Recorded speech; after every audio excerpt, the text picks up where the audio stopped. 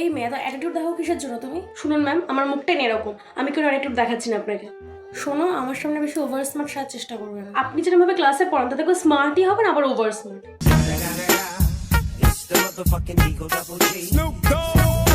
এত সেজে গুজে স্কুলে আসার কি আছে? শুনুন ম্যাম, আমাকে এমনি দেখতে সুন্দর, আমি একটু কিছু করে আসলে আপনার মনে হবে আমি সেজে এসেছি, এটা তো আমার কিছু করার নেই। লিপস্টিক পরে এসছো কেন? মা পরিয়ে দিয়েছে, মাকে ফোন করে জিজ্ঞেস করে নিই। হাতের নৌকা তো বড় কেন? আমার কাকার বিয়ে ছিল তাই নখ বড় করেছি।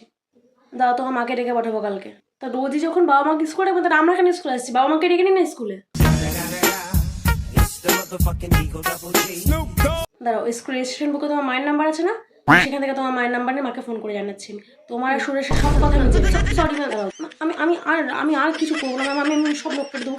আমি আর লিপস্টিক পরে আসবো না ম্যাম, ম্যাম মাকে ফোন করবে না, মা খুব পিটাবে, বাবাকে বলে দেবে ম্যাম, প্লিজ প্লিজ।